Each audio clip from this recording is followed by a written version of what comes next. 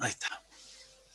Ok, bueno, la idea hoy es ver un poco estos temas, ¿sí? Vamos a ver procesos, la necesidad que es, cómo creo y termino procesos.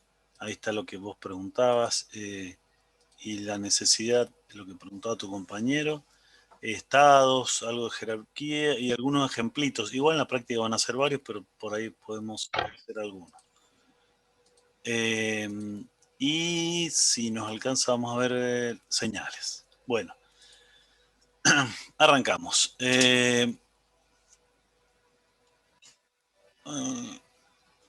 Bueno, necesidad de multiprocesamiento.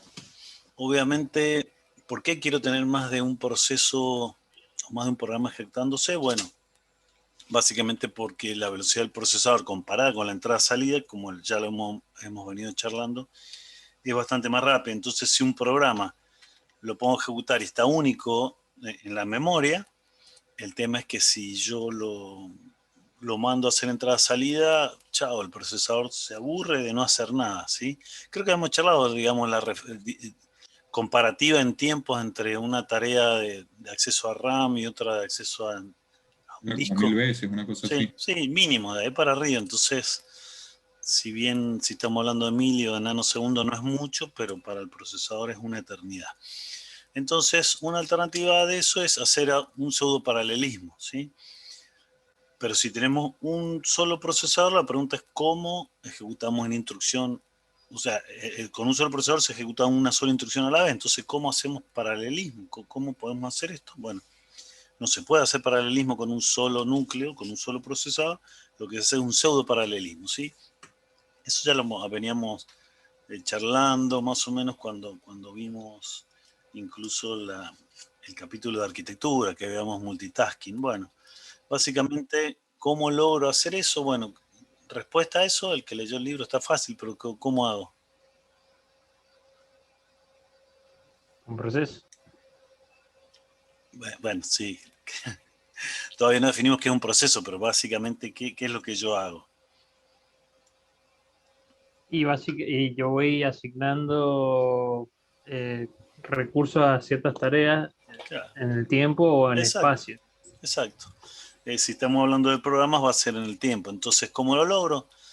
Básicamente de esta manera. Yo tengo, obviamente, en la memoria principal varios programas, por ahora digámosle programas que están ejecutándose, que están en la memoria. Entonces, lo que hago es, esto es, fíjense, un gráfico en función del tiempo y los programas que ejecuto. Entonces, en el primer instante empiezo a ejecutar instrucciones del programa A que está acá. Entonces, es como si nosotros viéramos que se viene ejecutando esta parte del código, después en algún momento se empieza a ejecutar código del programa A, entonces el contador del programa de repente va a saltar y va a empezar a ejecutar código que está por acá, va a ejecutar un rato, después va a ejecutar algo del C, después algo del D, y bueno, y periódicamente en algún momento va a volver al A y va a continuar, y el B va a seguir. En definitiva, el efecto que me hace eso es que yo veo como si los 4 programas que se están ejecutando se estuvieran ejecutando a la vez, ¿sí? Eso es lo que llamamos pseudo-paralelismo. Si yo tengo un solo procesador, voy como repartiendo, multiplicando en el tiempo la ejecución del código de cada uno de ellos. Hay algunos temas con esto, obviamente. Bueno, primero los programas los tengo que tener en la memoria, que eso ya lo hemos hablado, para que se ejecuten, si no, no se pueden ejecutar, tiene esta memoria principal. Otro tema es que si vamos a hacer cosas de tiempo real, este tipo de mecanismo no es de lo más fiable, porque yo no puedo hacer programas basándome en algunos supuestos temporales, porque en definitiva este gráfico está muy bonito, le da un poquito de tiempo a, después a B, después a C, después a D, después vuelve a B, a C, a D, pero esto no siempre va a ser así. Entonces, el tema es que si yo corro estos 4 programas, en algún momento, todos a la vez, quizá la primera vez que los corra los 4 a la vez, primero termina A, después B, después C, después D, pero si vuelvo a correrlos a los mismos programas, quizá termina primero el C, después el B, después el D, después el A. O sea, no puedo de antemano saber cómo van a terminar, ¿sí? Eso es importante. Lo vamos a ver más adelante en algo que se llama sincronización, pero bueno, es un tema que tengo que tener en cuenta. O sea, no puedo basar mi programa en supuesto de que va a terminar primero uno que otro, porque no lo puedo asegurar. ¿Está? Bien. Bueno, así básicamente es como yo logro que llegar al pseudoparalelismo, ¿sí? Bueno, pero entonces, ¿qué es un proceso?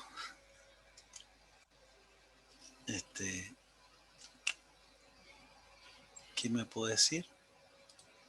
35, no sé, Facundo Tedesco, ¿qué me puede contar? ¿Qué entendió por proceso? Profe, yo entendí por proceso que es como un determinado procedimiento que tiene, que se encuentra, o sea, que tienen determinadas tareas en su Sí, interior. Estaba la definición de proceso con la de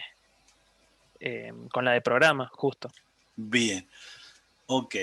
¿Qué diferencia hay entre eso? ¿Qué nos puedes contar? O a ver, no, bueno, está bien. No sé, Gabriel, ¿cuántos Gabriel tengo?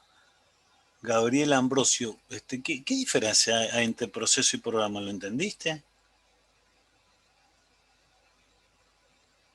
Eh, Un programa estaría compuesto por varios procesos para cumplir su función. no, justamente no. Ok, está bien que digamos que quizá lo hayan entendido mal. La idea era intentar leerlo y ver. No. ¿Alguien tiene alguna otra? El proceso está en ejecución.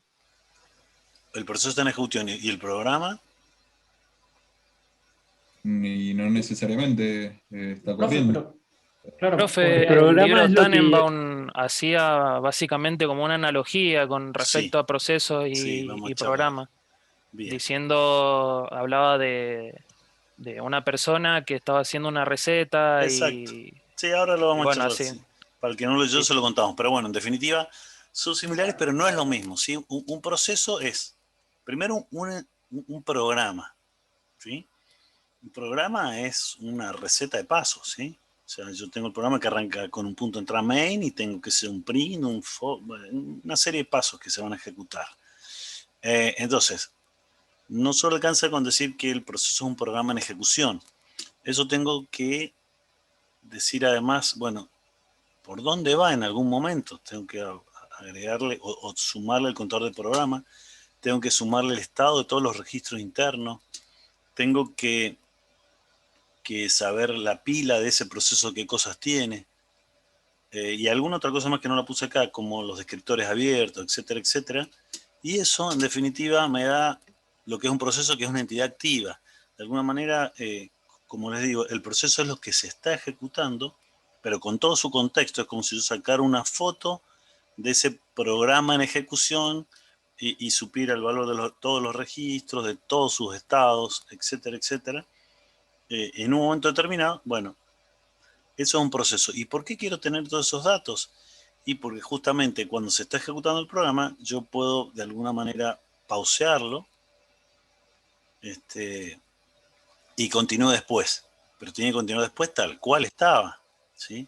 Eso no lo hago yo programador, sino el sistema operativo. Lo pausea cuando él cree conveniente. De alguna manera, entonces, el proceso es una abstracción, es la primera abstracción que creamos, y eso nos permite, si vuelvo al gráfico anterior, nos permite hablar que yo tengo 4 programas, pero en definitiva son 4 procesos que se están ejecutando, porque cuando conmuto entre uno y otro, bueno, yo lo que hago es salvo el contexto. ¿Se acuerdan lo que habíamos visto en el Task State Segment? Bueno, básicamente eso lo guarda el hardware, más el operativo guarda algunas otras cosas más, pero básicamente es todo lo que compone la información que tiene el proceso, ¿sí? Como decían ustedes, hacía una analogía tan animada, el que no la leyó, bueno, se las cuento.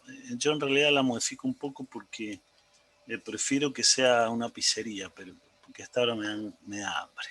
No me dan ganas de comer torta. Pero bueno, básicamente la analogía que plantea es, supónganse que estamos en una pizzería y el cocinero tiene la receta para hacer una pizza, ¿sí? Donde tiene todos los pasos y todos los ingredientes, ¿sí? Y se pone a ejecutar esa receta, ¿sí? Se pone a hacer un proceso de elaborar una pizza. Obviamente la CPU sería el cocinero. No sé, la mesa 4 pidió una, ¿qué puede ser? Una mozzarella. Entonces él agarra, la empieza a hacer, no sé, toma los ingredientes, pone sal, la harina, mezcla, y en ese momento viene otro de los mozos y le dice, che, tengo el dueño de la pizzería que llegó y está en la mesa 4, pero me pide una, no sé, una serrana que es con jamón y no me acuerdo, ay, rúcula, qué rica. Bueno, ¿qué hace el cocinero? ¿Qué hace? Es el jefe. Deja lo que está haciendo, deja esa y se pone a hacer otra pizza. Busca la receta de la otra pizza y empieza a seguir los pasos. Una vez que termina, cuando vuelve y dice, yo estaba haciendo cierto para la mozzarella para la mesa 3. El tema es que si no se acuerda si le había echado sal o no, está en el horno porque le va a salir horrible. Entonces, ¿qué debería haber hecho él antes de empezar a hacer la pizza para su jefe? Haber salvado el contador. Almacenar el valor del contador. Totalmente, guardar todo. Entonces, un cocinero que es la CPU ejecutando una receta es lo que se llama un proceso, es la ejecución de un programa, ¿sí? Incluso, ojo, podrían ser pizzas distintas las que está haciendo, ¿sí? O, por ejemplo, en una mesa le pidieron pizza, en otra mesa le pidieron empanadas. Son recetas totalmente distintas. O podría ser que en dos mesas le pidieron la misma receta, ¿sí? Le pidieron la serrana esa en dos mesas. Pero igual él, cuando está haciendo una, deja hacer una y va a seguir ejecutando la otra. Supónganse que ya está con la primera que se está leudando. Cuando va a ejecutar la otra, por más que sea la misma receta, o sea, es el mismo programa, pero lo empieza a ejecutar, está haciendo otra tarea, está haciendo otro proceso. Por más que, digamos, los pasos sean exactamente los mismos, son distintos. ¿Por qué? Porque un proceso está leudándose y el otro proceso recién empieza a juntar los componentes, digamos, los elementos de la pizza. ¿Está bien? No sé si se Sí, sí. entiende la comparación. Ok. Sí, Entonces, nosotros podemos decir que, digamos, un proceso es lo que les digo, es un programa que se está ejecutando más todo el estatus o todo digamos, el contexto, porque yo en cualquier momento puedo dejar de hacerlo y hacer otra cosa. Puede ser porque viene algo prioritario, como puede ser mi jefe que fue a la mesa 5 y lo dejo en cualquier parte.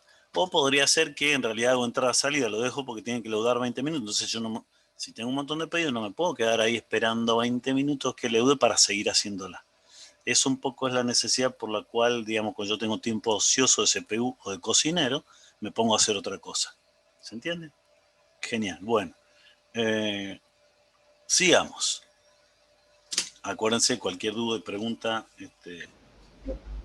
Tenía que ser con pizzas a esta hora. Es que lo que pasa es que lo hace con torta, muy aburrido, tan invado ahí el ejemplo y la verdad es que no da. A la tarde por ahí podría ser.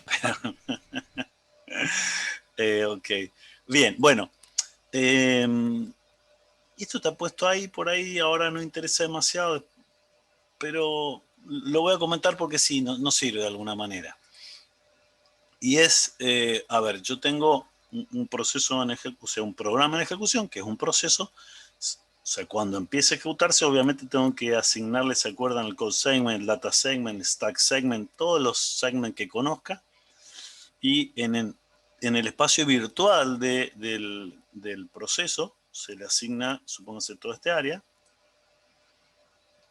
Y normalmente el code segment se llama área de texto, o segmento de texto, donde está el binario, el programa en lenguaje máquina que se va a ejecutar.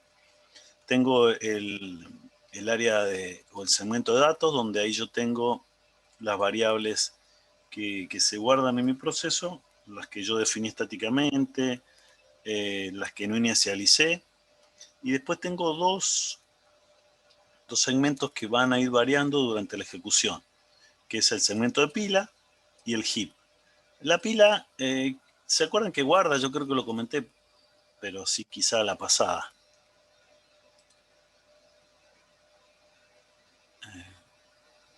Era una pregunta. Profe, ¿lo puede volver a repetir? Sí, no, lo que preguntaba era, digamos, acá estoy hablando, digamos, cómo se ubica el proceso en la memoria. Se le asigna una memoria, una porción de la memoria, supónganse que es toda esta, entonces tiene un área, una parte donde está el código binario, sería el segmento de código de texto, le llaman. Si yo definí variables estáticas, las guardo en... El área de texto es fija y nunca va a cambiar, porque el programa lo compilé y quedó así y es así. Los datos son los datos, las variables estáticas inicializadas o no, quedan acá, pero son 10. No sé si definí un arreglo de 10, de 10 entero, una variable entera y no sé, y una char. Bueno, ocupa lo que tiene que ocupar. Después tenemos un área que es la pila, que esta flechita me indica que varía. Y la pregunta es, ¿qué guarda la pila? ¿Por qué varía? ¿Alguien me puede contar? Y porque al hacer distintos procesos o al saltar en distintos trabajos de la máquina, tiene que guardar, tiene que hacer push de las variables de entorno y todo lo que tiene dando vuelta hasta que vuelve a este proceso. Vos sabés que no. ¿Por qué no? Ahí no estaría guardando todos los procesos. Por ejemplo, yo estoy ejecutando uno, tengo que hacer otro, guardo ahí donde me quedé. Y el tema es que va a variar en función de la cantidad de procesos que yo deje pendiente para realizar, ¿o no? Claro, es que yo, programador, no tengo idea si la CPU me va a sacar, entonces yo no puedo hacer un push en mi programa en la pila para que se guarde. O sea, entiendo lo que me dicen, pero lo que va guardado acá no es lo mismo que se guarda en el stack state segment. Eso, task state segment, perdón, ahí está. Cuando un proceso se deja ejecutar, el operativo guarda, le saca una foto y guarda todo eso acá, no en la pila. Esta pila la manejo yo en mi programa haciendo push y pop. La pregunta es, está bien, guardo cosas y saco cosas, pero no lo puedo hacer cuando me dejen de ejecutar porque yo no tengo noción de cuándo me sacan la CPU. Entonces, ¿qué voy a hacer? Una instrucción y por las dudas guardo las cosas. Cuando termine esa instrucción, saco las cosas. Hago otra instrucción, antes guardo las cosas y las saco. Es el stack interno del programa, de las llamadas internas del programa. ¿A qué? Y a las subrutinas que tenga el programa. Bien, a las funciones, ¿sí?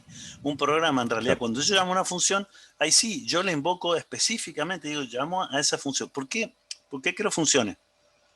Y básicamente porque tengo parte de código que se repite, entonces si yo no lo, si lo pongo como, repito todas veces los algoritmos de eso, esta área me va a quedar grande. Entonces lo que hago es defino una función y la puedo invocar de este punto del programa o de este otro punto. Cada vez que yo lo invoco, lo que hace es guardar los registros del procesador. ¿Para qué? Para saber a qué, por ejemplo, el contador de programa, porque tengo que saber yo si le invoqué desde este punto, de este o de este de mi código, a dónde va a retornar, ¿sí? Entonces, esta crece cuando se guarda algo para ir en su rutina y decrece cuando se vuelve de la subrutina, ¿sí? El único tema es que yo podría tener rutinas anidadas, entonces esto podría crecer y bastante. Por eso se le deja un área para la pila, ¿está bien? Pero esto es interna Ahí de... también, Sí. ahí también almacenaría, por ejemplo, si yo creo procesos dentro de otro proceso. No piti. Ahí lo vamos a ver, pero acordate que esto, cuando vos creas un proceso, te dan un área y que está isolada, mejor dicho, la traducción sería aislada, isolated, está aislada del resto. O sea, a otro proceso, a un hijo, le van a dar un área igual que esta quizá, y él va a poner ahí su programa, sus datos, sus cosas. Claro, está bien. Pero O sea, entre ellos hay una pared acá que eso lo que hace, ¿se acuerdan? Las protecciones de segmentación están ahí. No de niveles, porque todo está en usuario en el peor de los niveles, me refiero, pero sí de límite y tipo de segmento. Entonces, nadie puede hacer nada con otro proceso, ya sea hijo o lo que fuera. ¿Está? Bien. Sí. Bueno, Sí. genial. Hasta ahí está bien. Bueno, entonces, por ahí algunos de ustedes dijeron, bueno, pero ¿para qué quedó el proceso? ¿Para qué hago exec o lo que fuera? ¿Ese exec estaba en los apuntes de Tannenbaum o lo vieron en el video? No me acuerdo. Lo mencionó, lo hice y hace algunas explicaciones, pero no, yo no vi el Ok. video, así que no sé Bien, qué tan ok, bien, extenso. bueno. Ok, bueno. Vamos rápido, porque tengo un montón de cosas que hacer, pero me van preguntando por favor si no entienden. Hay un chat que dice... los estados. Debe ser eso. Perdón, eso debe haber sido respecto a la pregunta que hice que se guardaba ahí. No en realidad los estados, sino los valores de los registros se guardaban ahí. Bien. Volviendo a esto, entonces, ¿cuándo se crean y por qué creo procesos? ¿Para qué se crean? Bueno, obviamente, cuando arranca el sistema, yo tengo varios procesos que se crean, generalmente lo van a conocer como servicios, como daemons, mal traducido demonios. En realidad son algunos tipos de monitores y lo que hacen es hacer algunas tareas. Supónganse yo prendo mi máquina y por más que no lance ningún programa, yo podría ver que hay un programa que se pone a, no sé, a ver si me llegan correos, un programa que está periódicamente chequeando si hay algún virus, un montón de programas que yo no los veo o no tengo interacción, pero se arrancan en el inicio del sistema, cuando arranco mi máquina, ¿sí? En Unity lo van a ver que los primeros programas se llaman, o el primero que se ejecuta a modo usuario se llama init o systemd. Esos programas que ustedes no lo ven porque no son interactivos, normalmente le van a decir que son servicios daemon, pero la característica es que están en background. Background significa que está corriendo mi proceso. Habíamos hablado de los descriptores, sí. Mi descriptor de salida que está asociado a la pantalla, generalmente lo que hace, esto es una pantalla, bueno, me voy a mal dibujar, y los de entrada que están asociados al teclado, por ejemplo, están desconectados. Cuando están desconectados, o sea, no está conectado este ni este, lo que pasa es que mi proceso se ejecuta solo, pero yo no tengo forma de verlo. La única manera de verlo es si yo, corro, no sé, hago top, por ejemplo, esto me da el top 10 de los procesos que están ejecutando, ¿sí? Bueno, y acá hay, qué sé yo. No sé, ahí vi un pulse audio, este es el que maneja el sonido. Bueno, el Firefox sí, yo lo estoy usando. Pero así van a haber un montón de... por ahí apareció el systemd, es el que le decía que es el padre de todos. Bueno, van a haber un montón de procesos que yo no los creé, yo no sabía, pero se están ejecutando. ¿Y por qué no lo sé? Porque justamente no tienen asociada ni la entrada ni la salida. Entonces, esos procesos normalmente sí que están en background. ¿Sí? Bien. Profe, ¿se podría decir que son los procesos en segundo plano eso? Eso sí, está igual. Background en la traducción a veces es segundo plano. Sí, exactamente. Ah, bien, listo. Y foreground son los de primer, pero no es con A, es con O, me equivoqué, feo. Bueno, foreground son los de primer plano, son los que nosotros interactuamos. Bien.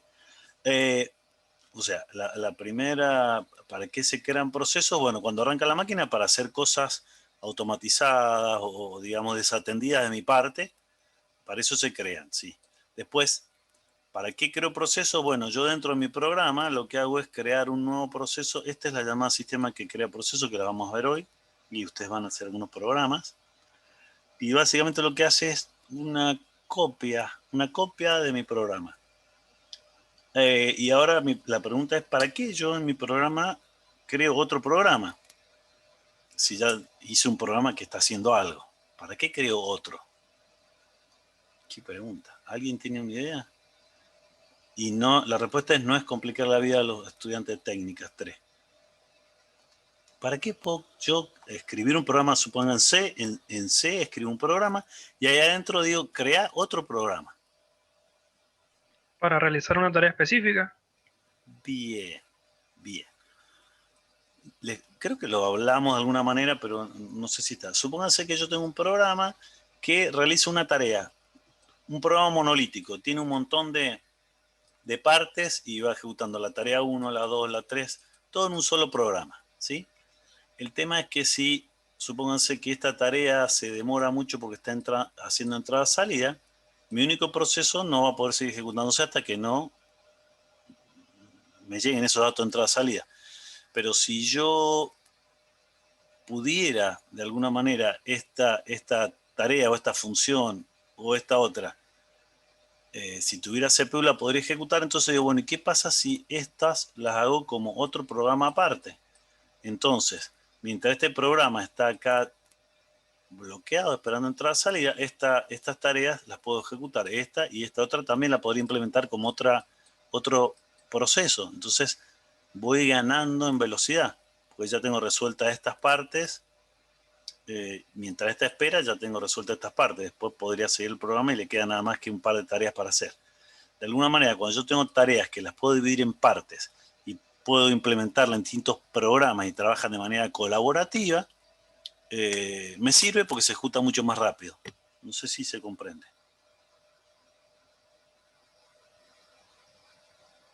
Sí. Ok, genial. Bueno, igual vamos a ir viendo algunas cosas, ¿sí? Y la tercera de las justificaciones por qué crear procesos, y cuando yo quiero hacer algo nuevo, es cuando yo, no sé, le doy doble clic en algún lado, quedan 10 minutos. Cuando yo le doy, esperen que cierre esto. Le doy doble clic en algún lado o ejecuto un comando. Yo, por ejemplo, recién quería ver los procesos y lo que hice fue ejecutar esto top. Cuando yo doy enter se crea un proceso que es top, que me muestra eso. Cuando le doy Q para terminar, se termina el proceso. ¿Está bien? Entonces, si yo quisiera hacer alguna tarea nueva en sistema interactivo, lo que hago es escribir un comando y darle enter, o darle un doble clic en algún lado y eso crea una tarea nueva. Y la otra alternativa, bueno, es para sistemas de procesamiento por lote, pero bueno, es crear un nuevo conjunto de tareas a ejecutarse y bueno, se ejecutan, pero sería más o menos equivalente a esto, es porque lo necesito. Esperen que bajo el volumen de esto. Bien, ¿se entiende hasta ahí? Sí, profe, se va entendiendo. Ok. Vamos a hacer una cosa. Voy a agrandar la letra. ¿Cuál será? Fork 1.c. Hice un super programa. Ahí, o sea, lo podríamos ir haciendo cero. El único tema es que por ahí me voy a demorar mucho. Entonces los quería mostrar así. Ya lo estuve haciendo algunas cosas. Tengo un programa donde mi punto de entrada al programa es main. Y lo que hace es muestra un cartelito que dice soy el padre. Esto dijimos que crea un hijo. Y después hay un cartelito que dice, bueno, ya creé el hijo. ¿Sí? ¿Está claro Profe, hasta ahí? Sí. una consulta. El hijo empieza, o sea, lo que se copia en el hijo es a partir del comando de abajo de for. Desde abajo de for empieza a copiar. En realidad, lo ejecuto. La siguiente y instrucción que le correspondía al padre. Sí. Sí. Ahí lo corremos. Y digamos, y rebobinamos un poquito esto. Igual lo vemos más adelante, pero make fork 1. Listo. Esto debería mostrar dos cartelitos, en teoría. En teoría. Bueno. Houston, acá hay algo que no anda del todo bien o no lo entendemos del todo bien, ¿sí? Entonces volvemos al código y ahora les cuento exactamente qué hace la llamada fork. Virome. Y eso está un poco explicado en el video. Yo tengo un programa donde en el área de código tiene esto, ¿sí? Este código. Y se empieza a ejecutar y está todo bien, muestra el cartelito, está todo bien. En un momento hace la llamada sistema fork y el operativo se da cuenta que tiene que crear un hijo. ¿Qué hace fork? Lo que hace es, obviamente, crea ese hijo. Bueno, no lo crea el proceso. Yo pongo la flechita que el proceso quiere crear un hijo, pero en realidad se le llama al sistema. El sistema operativo le asigna espacio, le asigna lugar. Y lo que hace es copiar todo el área de texto, todo el área de datos. Si la pila está por acá arriba, todo el área de la pila. copia todo absolutamente igual, incluso copia los estados. El contador de programa, si este iba por esa instrucción, el otro va a retornar cuando termine esa instrucción, o sea, va a seguir por acá. No sé si me entienden.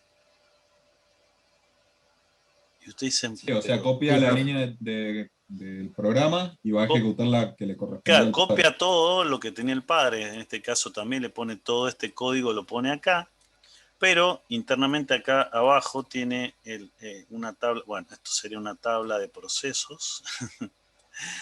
y entre las cosas que tienen van a tener el contador de programa como registro. Bueno, el nuevo proceso que se acaba de crear acá, en el contador de programa, le copia también lo que tenía el padre que está por acá. Entonces, si el padre había ejecutado fork, este dice, bueno, ya ejecuté fork. En realidad no lo ejecutó. Empieza, o sea, arranca la vida ese proceso a partir de la siguiente línea. ¿Sí? Profe, ¿Sí? entonces cuando le aparece 2 veces le crece el hijo es porque primero lo ejecuta en el fork y después cuando vuelve lo vuelve a ejecutar. Lo ejecuta el padre una vez que creó el hijo, o sea, el padre muestra este cartel, crea un hijo y muestra este cartel. Y en algún momento, no sabemos quién se ejecuta primero o quién después del fork ya va a haber otro proceso, entonces planificar un momento, va a decir, sos el hijo y va a ejecutar de nuevo esta línea. Pero, profe, ¿cuál se ejecuta primero? ¿El No, proceso hijo? no lo sabemos. Eso depende de alguien más que es el planificador. Ni idea. No hay forma de saberlo y a veces se puede ejecutar en distintas maneras, no siempre se van a ejecutar igual. Eso es lo que hablaba cuando les decía que esto no es determinístico, que digamos yo no puedo hacer supuestos de tiempo, a no ser que use herramientas para hacerlo. Siempre se va a copiar, digamos, el mismo contador y eso no lo puedo cambiar. No. Fíjense, Claro. hay algo, si quieren saber quién se ejecuta primero, hay algo que se llama, hay una llamada... Iba a preguntar si se puede hacer una distinción. Bien. Fork se ejecute con una distinción. ¿Qué pregunta? El tema es, Y o sea, si yo hago un programa hijo que haga lo mismo que yo, es una porquería. ¿Para qué lo quiero? No me sirve para mucho si yo quiero hacer algo nuevo. Supóngase recién yo le decía que estoy haciendo una tarea y quiero que, no sé, crear un hijo que se encargue de una parte, otro hijo que se encargue de otra parte y otro de otra, pero acá hacen todo lo mismo, no me sirve esto. A no ser, como preguntaron ahí, que pueda hacer una distinción. Sí, gracias que se puede hacer una distinción. ¿Cómo se hace esta distinción? Es fácil.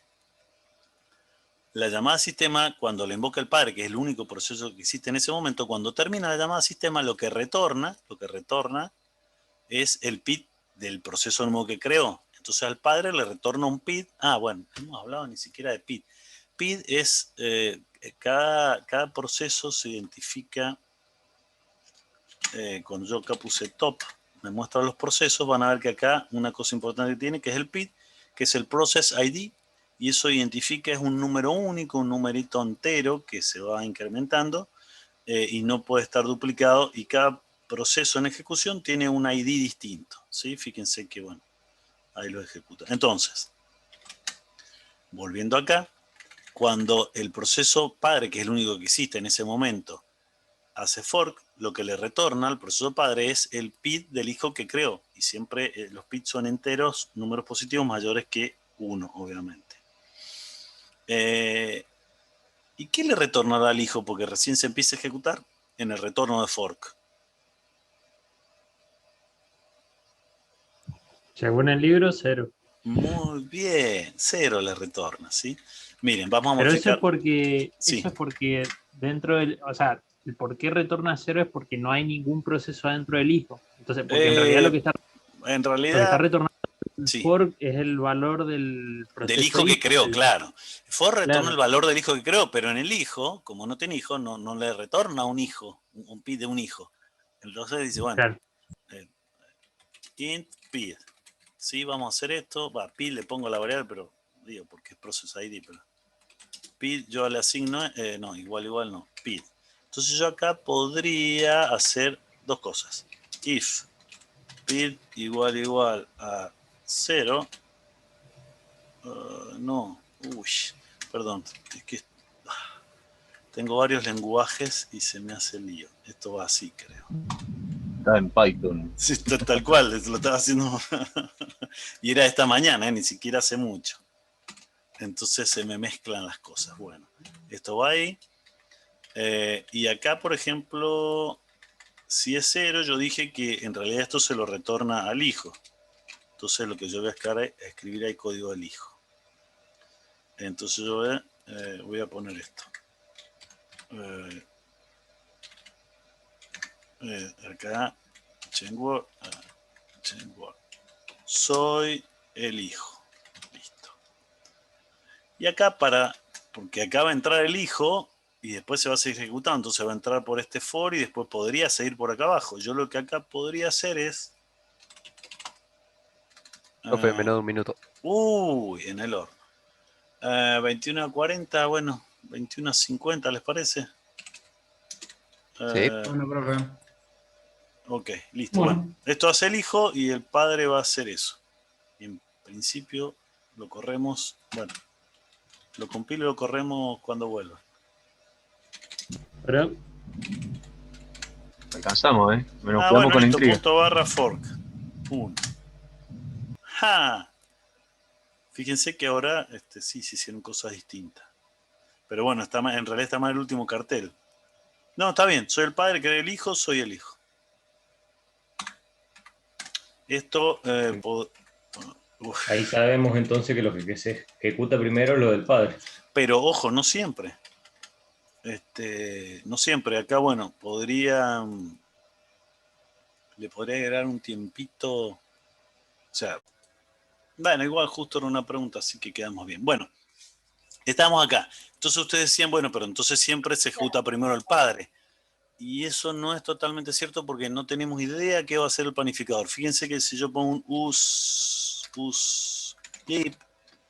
no sé, espero que, por decir 500 milisegundos, espera el padre acá. Y vamos a ver que el comportamiento make fork 1. Lo ejecuto. Que ahí se ejecutó el hijo antes que el padre, ¿sí? Y si lo ejecuto después, bueno, ahí sí ejecuta siempre. Pero a ver, vamos a, ya que esto le voy a poner menos tiempo, no sé, 200 milisegundos, que más o menos es lo que dura algo que se llama cambio de contexto. Podría ser que a veces se ejecute el hijo, bueno, le va a dar menos tiempo. No importa, pero a lo que voy, digamos, depende la cantidad de tareas que tenga, podría ser que se ejecute uno u otro. O sea, después que yo hago fork, ¿qué pasa? Hay dos procesos y tienen vida propia cada uno. Entonces, ¿quién decide cuál se ejecuta primero o no? En realidad, una parte del operativo que se llama planificador, que es un programa que se encarga de ir decidiendo de todos los que están listos para ejecutarse, cuál se va a ejecutar en ese momento, ¿sí? Entonces, no sé si se va a seguir ejecutando el hijo en este punto o el padre en este punto. Dicho de otra manera, yo leo el programa y no tengo idea si se va a ejecutar. Lo que sí puedo asegurar es que primero aparece ese cartel porque es un solo proceso. Pero acá cuando dice soy el hijo o creé el hijo, no tengo forma de saberlo y no siempre se va a ejecutar de la misma manera, ¿sí? Entonces, a eso es lo que iba con una de las primeras diapos. Bueno, ¿se entiende hasta ahí? Una última pregunta. Sí, en dale. return 0, entonces, el valor ese 0, no entendí bien qué era. Ahí está, mirá. Lo muestro ahora porque vamos a ver la terminación. Ejecuto fork 1.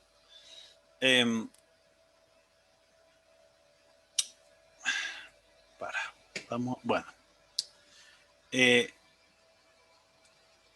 Este es un proceso que creó el intérprete de comandos o el bash o el shell que tengo, que el shell es el que me tira el prompt y que me dice que se queda esperando que yo escriba un comando, ¿está bien? Entonces, el exit status es un valor que se guarda en el PCB, en la tabla del proceso, que me dice una vez que terminó el proceso, cómo terminó. Y el padre lo puede consultar.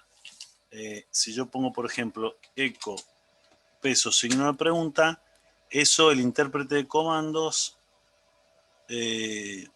En esa variable almacena cómo terminó el último proceso que ejecuté.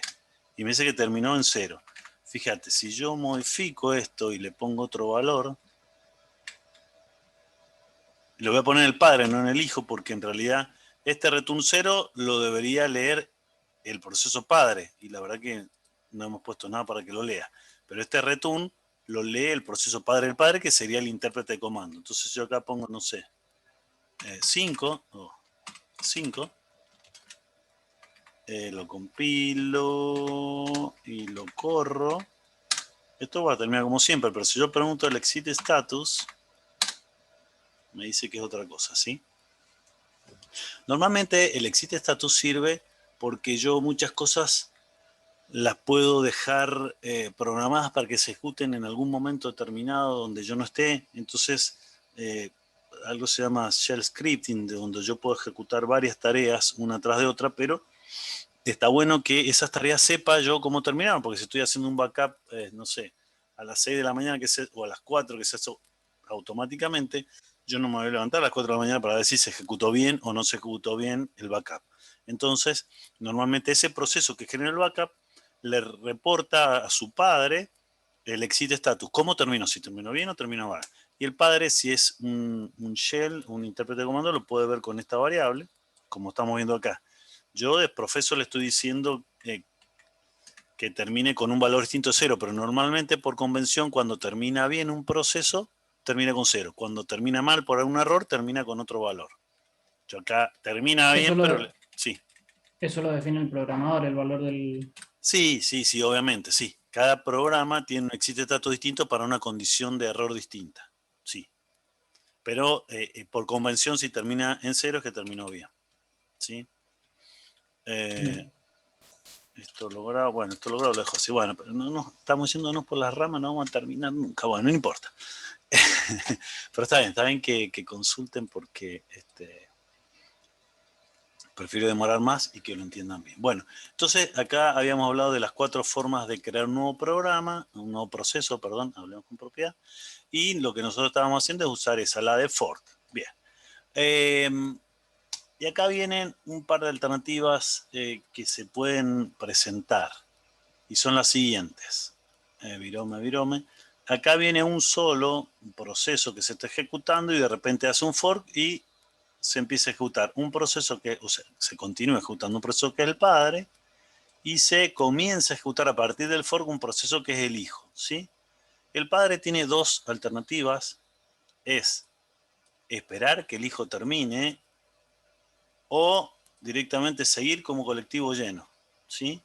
En nuestro caso, seguimos como colectivo lleno. Me vuelvo a esto. ¿Y qué quiere decir eso? Fíjense. Me vuelvo a este programa y lo que voy a hacer es que voy a hacer que el hijo se demore un poquito más.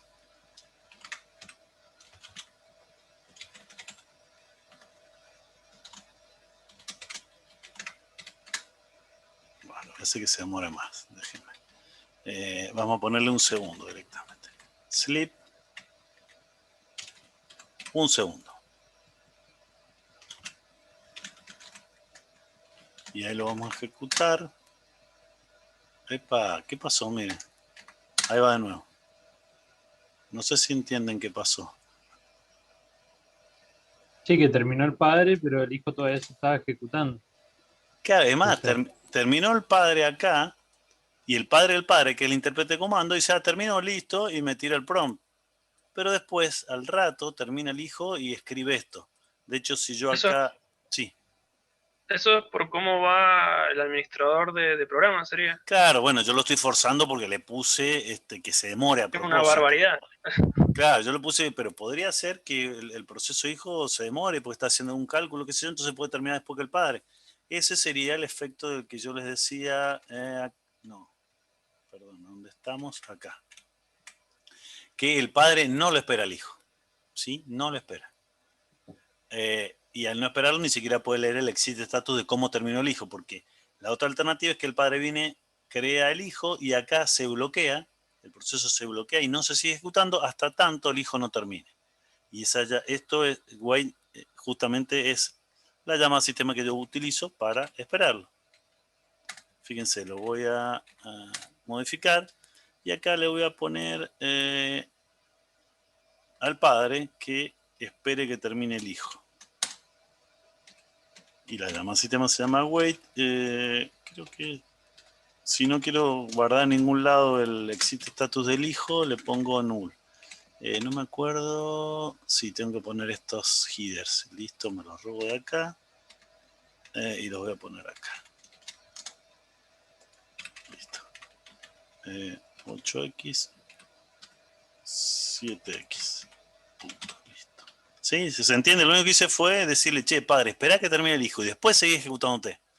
Entonces, ahora sí, si yo miro este programa, voy a saber que hasta acá viene un solo proceso. El hijo va a ejecutar este código que está acá.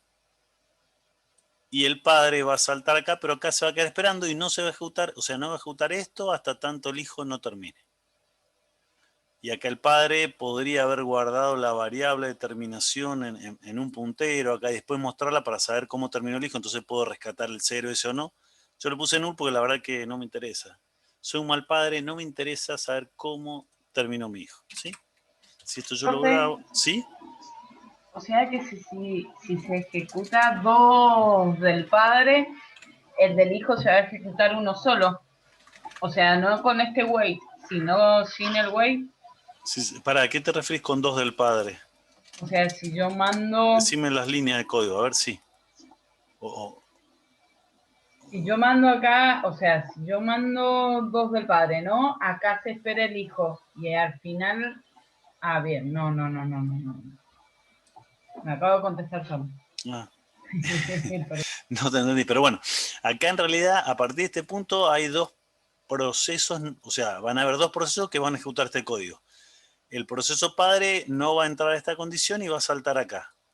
Entonces el proceso padre va a hacer este código, pero lo primero que hace es quedarse bloqueado esperando que termine el hijo.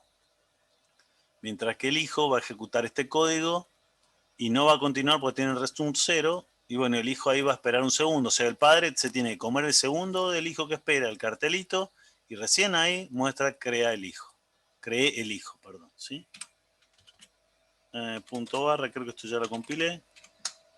Soy el padre y espera, ven, soy el hijo y cree el hijo. Ese sería el caso en el que el proceso el proceso padre espera por el hijo. ¿Sí? Entonces, el proceso padre tiene 2 alternativas. Esperar que finalice el hijo y no esperarlo. Usted dice, bueno, pero se supone que siempre tiene que esperar el hijo. Bueno, a veces no. Supónganse que yo tengo un proceso que es, no sé, un servidor web. Que básicamente un servidor web lo que hace es espera que se conecte un cliente, que le pide un archivo, lo busca, se lo entrega y después se queda esperando que se conecte otro cliente. Normalmente para tener mayor respuesta, lo que hago es, cada vez que se conecta un cliente, creo un hijo que se encargue de responderle a ese cliente. Entonces, si tengo varios clientes que se conectan, creo n hijos y cada uno le responde a su cliente. Pero el proceso padre debería no esperar que terminen todo, porque por ahí alguien le pidió descargarse una imagen ISO que puede demorar, no sé, 2 horas, entonces el padre no puede esperar 2 horas, porque si viene un cliente nuevo no lo va a poder atender. Entonces, en esos casos, son concurrentes o el proceso padre no tiene que esperar a los hijos, le da tarea, chao, y encárgate vos, ¿sí?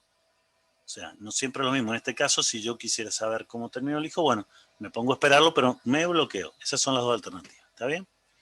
Con respecto a los hijos, yo puedo utilizar el mismo programa y los datos que heredé de mi padre y a partir de ahí con un if o con lo que fuera un switch, ejecutar algo de código distinto. Esa es una alternativa. Y la otra alternativa, esa sí es un poco más loca, llamémosle. Profe. Sí. Una pregunta que me quedó ahí. Dale. En el caso en el que no tengo que esperar, que el padre no espera al hijo. Sí. Esa tarea se vuelve a ejecutar y se crea un segundo hijo, pero el primer hijo que se creó todavía no responde. ¿Puede llegar a haber problemas con eso? No, o sea, vos decís que acá el proceso, acá. Vos decís que, por ejemplo, digamos, el padre no espera. Exacto. El padre no espera. El padre hijo no se espera tarda y y se vuelve a acá... ejecutar. No. Y aparecerían dos hijos Claro, que sí, capaz sí, que sí. en tiempo diferente. O sea, Sí, no hay sí, drama, no. cada uno va a trabajar. Mira, hago otro hijo ahí y soy el... Mira, voy a poner acá, soy el otro hijo. Sí. Y acá el código del padre crea ese hijo y acá sería el padre. Ah, pero no voy a poner un return este acá porque si no, este debería ir acá abajo. Me faltó una llave, para esto cierra esto. Ah, esta llave la que me falta, esta también viene acá abajo. Listo, ahí está. No, mira, ahí para el compilo.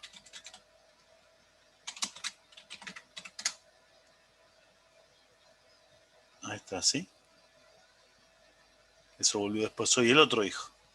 Soy el perfecto, hijo pero... este y el otro soy el otro hijo. Pero se van a ejecutar, o sea, concurrentemente cuando puedan. Y si yo lo corro de nuevo, quizás se ejecuten en distinto orden. Y tendría forma de identificarlos porque, o sea, se me ocurre que podría necesitar respuestas diferentes de cada uno de los procesos. Sí, obviamente lo vas a tener que hacer acá dentro del código, lo que vos necesitas. Sí, hay algo que se llama, no lo hice, voy a sacar este otro hijo para no complicarnos la vida. Esto lo voy a sacar. Y voy a sacar esto. Hay una llamada sistema que se llama getPID y getPPID. Entonces yo acá podría poner PID porcentaje de y acá ponerle getPID. Yo no me acuerdo si necesito una biblioteca y así adicional. los diferencio. Ya. Esto.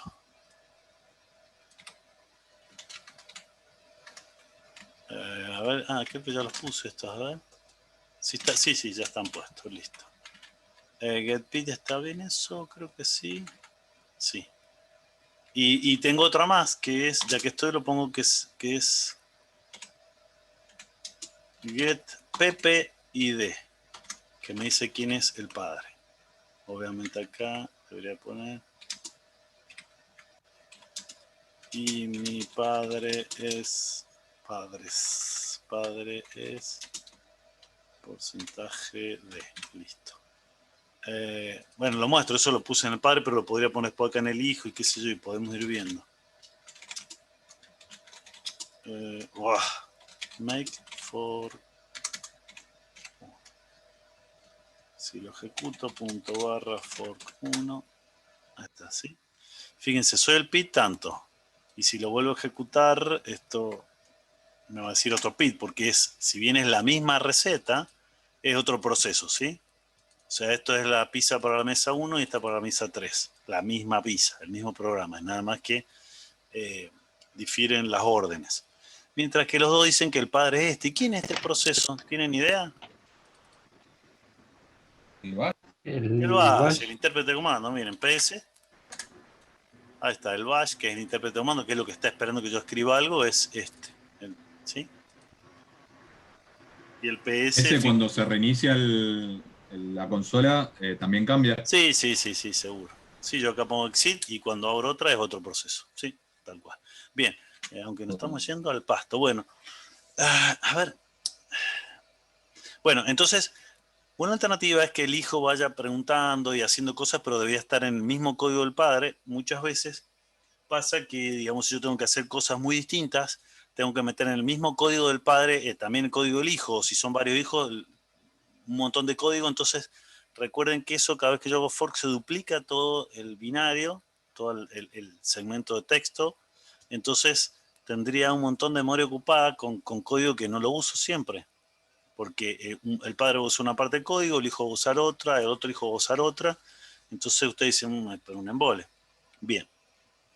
Una alternativa es, o otra alternativa es, una vez que está corriendo, déjenme que busque la virome, una vez que está corriendo mi proceso y que está, como les decía, tiene un segmento de código, segmento de datos, la pila, no sé qué, si yo ejecuto exec y le paso como argumentos qué binario quiero, lo que hace esto es venir y en la parte de código pone el nuevo binario, lo reemplaza.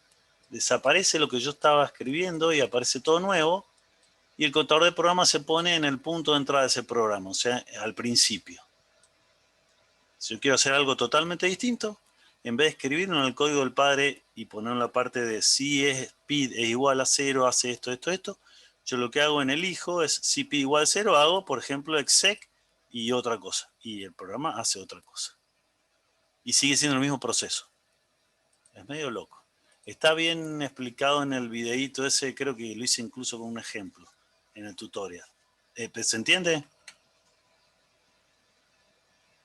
O sea, primero se copiaría todo y después se borra y se copia solamente el... Sí.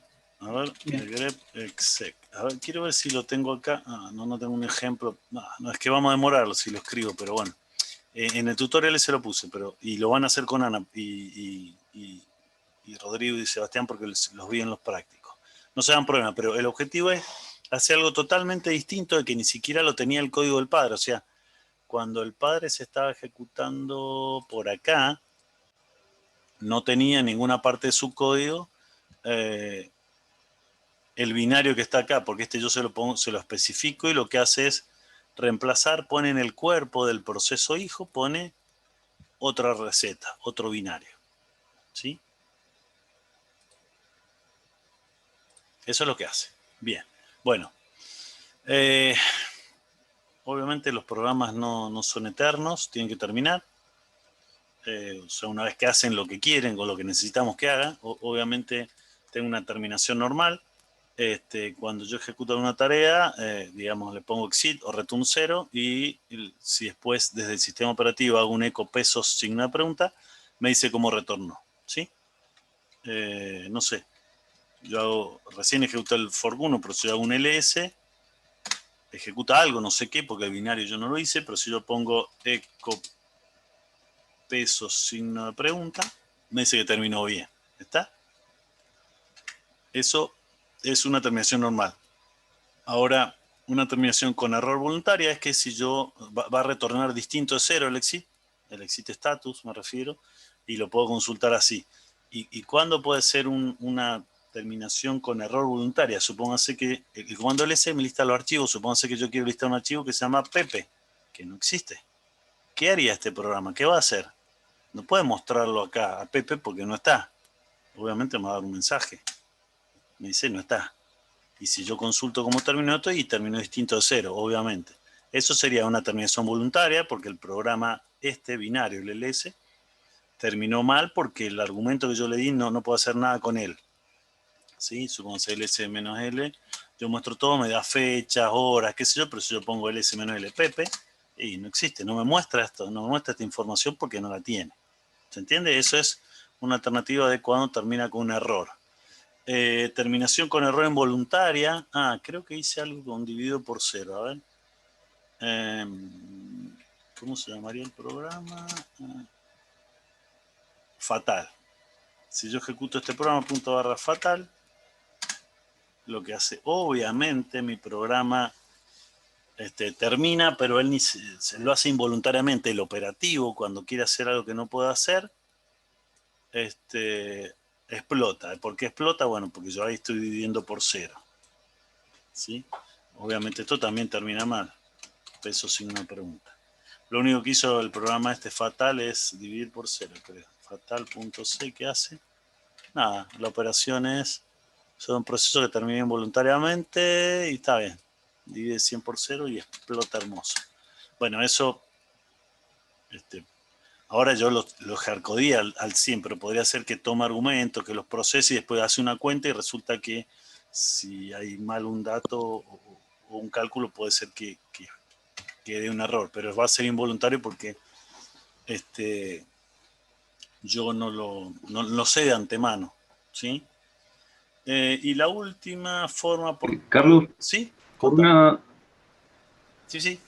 Después en algún momento cuando puedas, ¿podrías hacer un trace de alguno de los programas, por ejemplo ese división por 0, para ver lo que hace? Sí, dale. Pero cuando termine de explicar, no te quiero demorar. Vamos tarde, pero bueno. Y hay otra forma de terminar los procesos también, que es cuando reciben una señal. La pregunta, ¿quién sabe qué es una señal? ¿Qué saben de las señales? Una interrupción, dice algo así. Sí, pero es una interrupción por software. Sí, no es digamos, un hardware que ejecutó una interrupción, pero funciona muy parecido. O sea, si a un proceso le llega una señal, que es un evento de software, lo que hace es ejecuta una rutina de atención de esa señal, ¿sí? Por defecto, cada señal, porque hay un montón de señales, que son estas, kill menos L, son todas las señales que tenemos. Cada una tiene un comportamiento por defecto. Yo podría modificarlo si quiero, entonces que haga otra cosa. Esa es otra alternativa. Normalmente hay una señal que es la 9, que es esta, que si llega esa señal, el comportamiento por defecto es chao, termina el proceso, ¿sí? Podríamos hacer algo, cp fork 1 a ver, termina con señal, ¿sí? Y ahora termina. Lo que puedo hacer, bueno, no me interesa crear un hijo ni nada por el estilo, solo quiero, solo quiero esperar bastante tiempo. Listo. Y mi padre es, me pongo eso, bueno. Si compilo esto make, termina y lo ejecuta. ¿Cuánto le puse? ¿Cuántos segundos? No, con uno no va a alcanzar. Voy a poner bastante. Bien. Entonces tengo un proceso que se está ejecutando. En principio no está haciendo nada, pero lo que voy a hacer es enviarle una señal para que termine. ¿Sí? Termina. Y acá tengo datos. El proceso es este. ¿Sí? Si me voy a otra pestañita, yo podría hacer con kill, le mando una señal, la señal nueva dije que lo hago que termine y le pongo el número de proceso. Ejecuto eso y caramba, el proceso terminó. Esa es otra manera de que un proceso termine. ¿Y por qué así a lo guapo y de otro lado? ¿Por qué? Porque puede ser que mi proceso esté haciendo algo mal o esté en un bucle que no sale nunca, entonces debería tener alguna forma de externamente lograr que el proceso termine porque hay algo mal con ese proceso, no quiero que se ejecute, ¿está bien? Entonces, una alternativa es, o mejor dicho, otra de las alternativas para que termine el proceso es recepción de una señal. ¿Se entiende? Ese fue un ejemplo de una señal. Podría mandarlo. En este caso, ¿el programa se cierra solo o es el sistema operativo que lo cierra? El operativo le saca la memoria. Mira, ahora lo voy a hacer de nuevo y voy a ver cómo terminó. Y vas a ver que... Fíjense que el mismo programa, distinto proceso, ¿sí? Ahí se ve claramente porque ahora estoy mandando una señal a otro proceso. Y ahí termino. Si yo pongo eco peso sin una pregunta, terminó asesinado. El sistema operativo lo saca. O sea, el programa puede estar haciendo algo bien, puede estar en un bucle, quizá un bucle haciendo cálculos, y bueno, puede ser que esté bien lo que está haciendo, pero si yo quiero voluntariamente, no desde el proceso, ¿no?, que se está ejecutando, sino de otro lado que termine, el usuario que termine, bueno, tengo esta alternativa que es externa al proceso. Todas estas son internas al proceso, de alguna manera. Termina bien porque termina bien, termina con un error porque están mal los datos, o esto es porque alguna cuenta o está mal la programación sería. Y esta otra es, se está ejecutando, pero de alguna manera quiero terminarlo externamente. ¿Sí? Ok, bien. ¿Algo más que les quería contar? Bueno, ya lo habíamos... Sí, perdón, ¿me preguntaron algo? No, bueno. Con respecto a jerarquía, bueno, de alguna manera lo dijimos recién, así a la pasada, pero bueno, todos los procesos tienen jerarquía. Hay un árbol de procesos, un árbol invertido de procesos. Cada proceso puede tener uno o más hijos. Cada hijo tiene solo un padre, ¿sí? El primero de los procesos es el planificador, perdón, acá. Perdón, acá están puestos, pero estos son los procesos internos del kernel. Estos son procesos de usuario. De acá para acá es lo que yo veo como usuario, ¿sí? El proceso 1, el PID 1 se llama init, que es el primero de los procesos, y después ese, no sé, crea un proceso daemon que crea los logins de las terminales para que yo me loguee, que crea procesos internos de no sé qué, bueno, va creando distintos procesos, ¿sí? Pero el tema es que todo proceso tiene un padre. ¿Cómo veo dentro del código? Ya lo hicimos recién, que es poniendo getPid y getParentID, y lo que hace es mostrarme los números de mi proceso. O sea, la llamada sistema getPid lo que devuelve es el número del proceso que invocó a getPid. Y la llamada getPPID le devuelve al proceso que invocó esa llamada sistema el número de su padre. ¿Está? Esto, bueno, también podemos usar pstree o cosas por el estilo que me muestran gráficamente.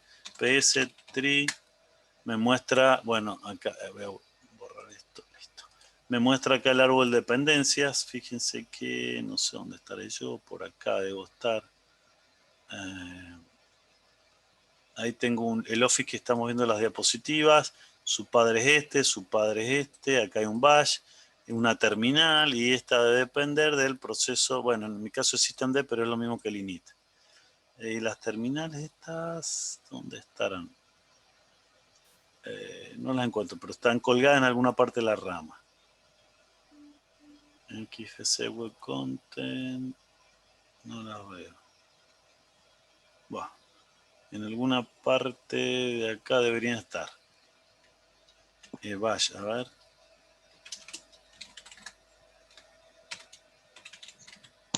Vaya.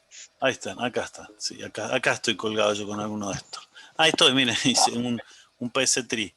Este es el proceso del pstree que se muestra. Depende de un bash, y eso de una terminal genome, y eso del inicial. ¿Sí? Eso de alguna manera se ve esto. ¿Se entiende? En Windows no hay jerarquía. En todos los Unix, Linux, Mac OS, iOS, Android, todo eso sí. ¿Qué otra cosa? Los estados, qué tema. Bueno.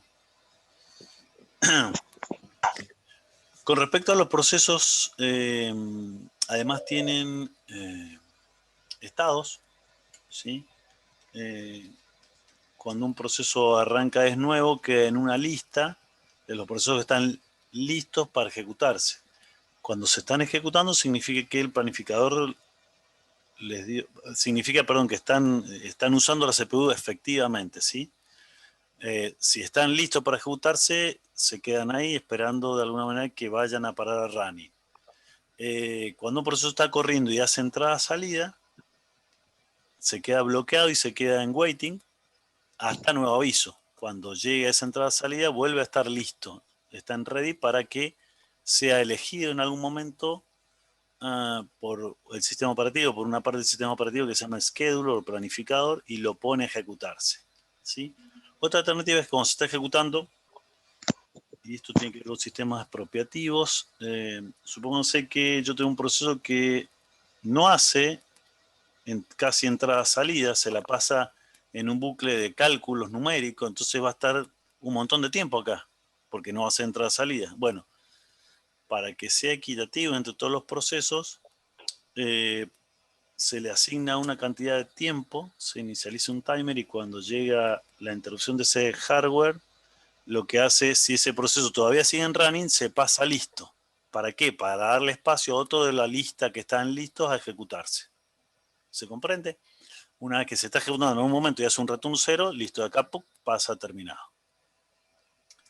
¿Se entiende? Entonces, sobre todo lo más importante que son las transiciones.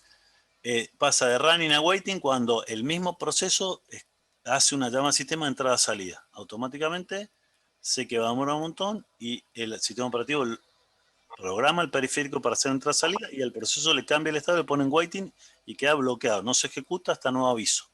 Eso sería como una interrupción. No, porque esto lo hace el proceso. Yo hago, no sé, espero de teclado algo y chao, me bloquea hasta que alguien no escribe en el teclado y le llega la interrupción de hardware.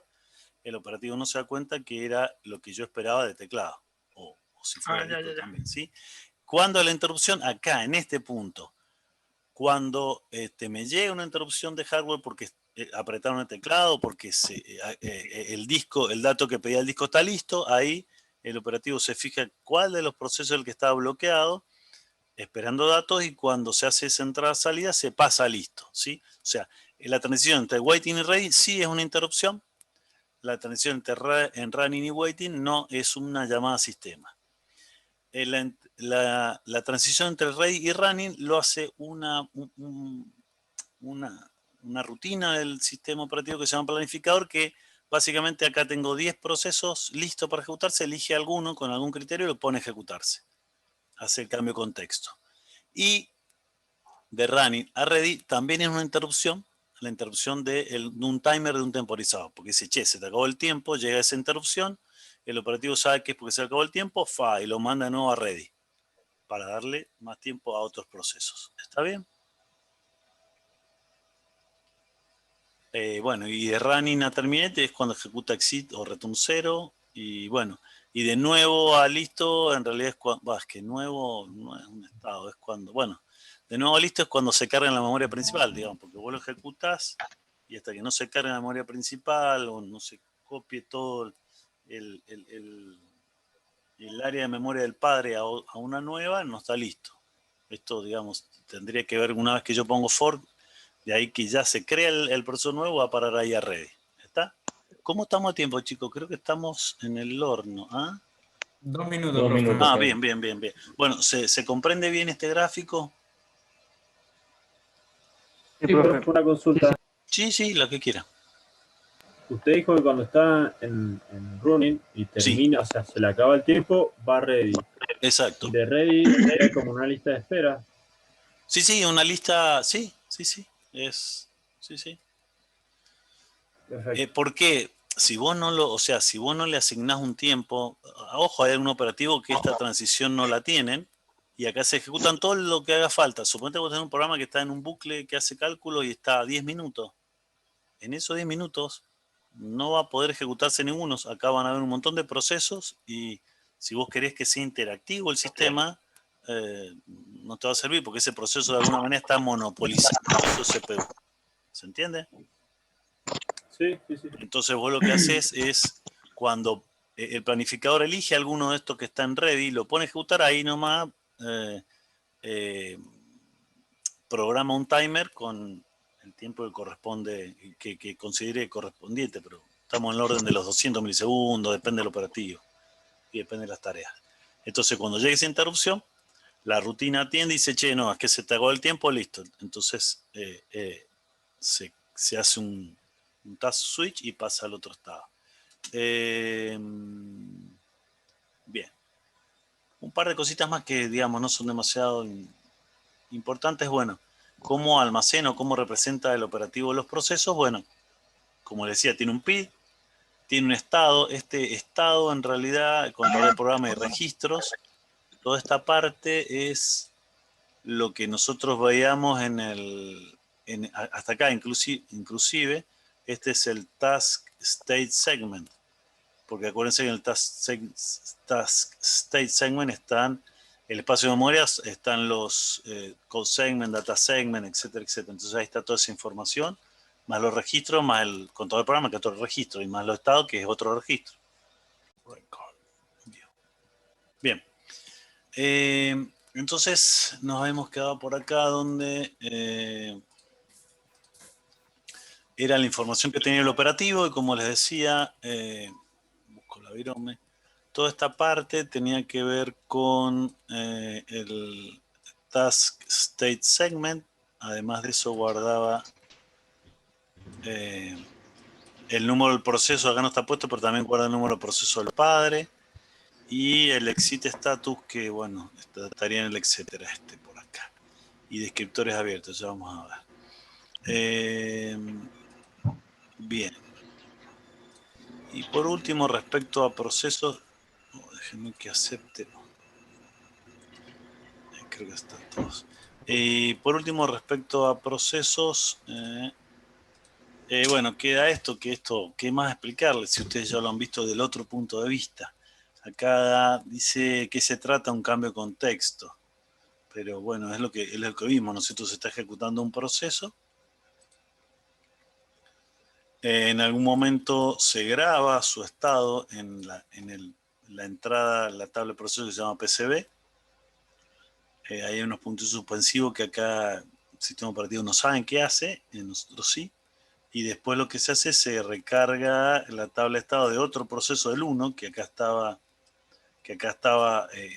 listo para ejecutarse, acá se sigue ejecutando.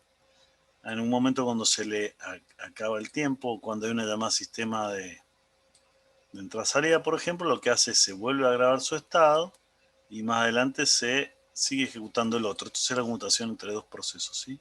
O sea, se está ejecutando uno, se suspende de alguna manera, se ejecuta el otro, después se suspende y se ejecuta el primero. Y así es como se logra la conmutación. Bien.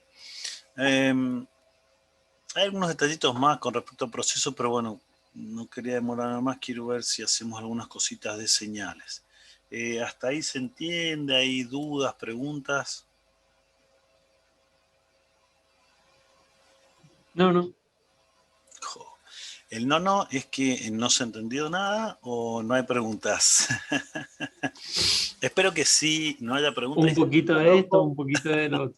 Bueno, recuerden, chicos, que cualquier cosa se peguen una mirada, peguen una repasada a la bibliografía, pueden rever los videos y cualquier pregunta la hacen en la clase que viene o en consultas. Yo estoy los martes acá por este canal de 5 a 7 también. Bueno, eso creo que está puesto en el campus, pero me pueden encontrar por si necesitan algo puntual o que los ayude con algo. Nos quedó colgado en el tintero un par de cosas, de efectos que nos pueden pasar con los procesos que se llaman procesos huérfanos y zombies. Pero lo van a ver en la práctica, no es nada. Eso es lo que iba a consultar. Sí. Pues en el libro leí que, por ejemplo, los procesos zombies, creo que eran, Sí. no se podían terminar con un kill, como vimos recién. Claro, lo que pasa es que en realidad los procesos zombies ya no existen más. Ya se terminaron. Y ustedes dicen, y entonces, bueno, ¿qué pasa? A ver si encuentro un gráfico mejor. No. Profe, el ejemplo que estaba haciendo usted más temprano, que demoraba un segundo, ¿ese puede ser un proceso huérfano? Exacto, sí. O sea, el no era por zombie, ese es un proceso huérfano. A ver, ¿qué pasa? Bien. Si un proceso crea un hijo y el proceso padre, antes de que ese hijo termina el proceso padre, que es lo que nos pasaba a nosotros, por eso el hijo después al rato mostró el cartel. Si nosotros mostrásemos quién es su padre, digamos, lo que pasa, claro, lo que pasa es que en la tabla de procesos, yo guardo, para ese hijo guardo su PID y guardo el PID del padre. Pero cuando ese PID del padre terminó, ya no puedo poner que su parent PID, parent process ID, es el número que tenía el padre. O sea, queda huérfano porque se le murió el padre. Entonces lo que tiene que hacer es asociarlo a un otro proceso que en teoría sigue ejecutándose. Normalmente lo que pasa es que se asocian al proceso 1. Bueno, me van a hacer demorarme más, pero bueno, se los voy a mostrar. ¿Cuál es el programa que estamos usando? Fork 1. Sí. Fork1.c. Es correcto lo que dicen ustedes, el padre no lo va a esperar, va a terminar acá. Y lo que voy a hacer es... voy a darle más tiempo al hijo. Claro, le voy a hacer que el hijo dure más. Pero con un segundo está bien porque el padre ya se muere. Pero lo que voy a hacer es que... A ver, al hijo. Primero voy a mostrar el cartel y después de que pase ese segundo voy a mostrar de nuevo el cartel. ¿Esto para qué lo hago? Para que vean. Le voy a poner, no sé, por las dudas un par de segundos. Un par de segundos es 2, no R. Soy el hijo. Y acá también, ¿sí? Bueno, este cartel no tiene mucho sentido porque se repite con eso. Ahí está, ¿sí? Lo que va a pasar es que make fork 1. .fork1. Ahí está. Fíjense, bueno, este es el PID del padre, este sigue siendo el intérprete de comando que estábamos usando de siempre. Este fue el PID que le dio al padre, y entonces cuando crea el hijo dice, este es el PID del hijo. Fíjense que es correlativo porque, bueno, va ocupando números que no estaban usados. Dice, y mi padre es el 426068, ¿sí? Que es este. Pero después al ratito vuelve a decir lo mismo, que ese es su proceso, fíjense que es el mismo proceso, pero resulta que el padre es el 1. ¿Qué pasó? Se murió el proceso padre, El root. el init. El proceso init es el que El init. lo adopta de alguna manera, ¿está bien? Ese efecto de procesos huérfanos y procesos zombies son procesos que terminan, ya se liberan todos los recursos, no existe en la memoria principal, solo queda en la tabla de procesos la entrada a ese proceso en el PCB. ¿Por qué? Porque su padre tiene que ir a leer el exit status. Porque obviamente el padre todavía está vivo, entonces no sabemos en qué momento lo va a ir a leer, por lo tanto el padre, o sea, el proceso de hijo ya terminó, no está más, solo queda una entrada en la tabla de procesos. Entonces dice que está zombie, porque en realidad terminó, el proceso no existe más, pero bueno, si consultamos los procesos dice que está, pero no está, ¿se entiende? Entonces ese fenómeno se llama zombie. En realidad no pasa nada porque no ocupa recursos, no ocupa memoria, nada, lo único que ocupa es una entrada en la tabla de procesos.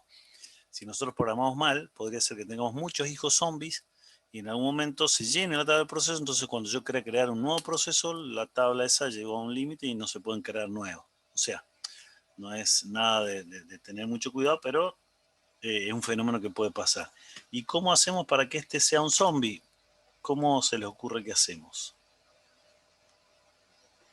Y que el proceso hijo, claro, que termine antes que el padre. Listo, el proceso hijo termina antes que el padre. Entonces, vamos a sacar ese cartel y el padre se va a demorar bastante acá.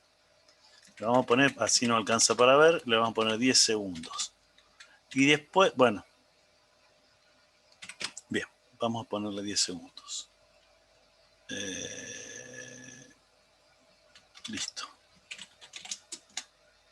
Punto barra fork 1.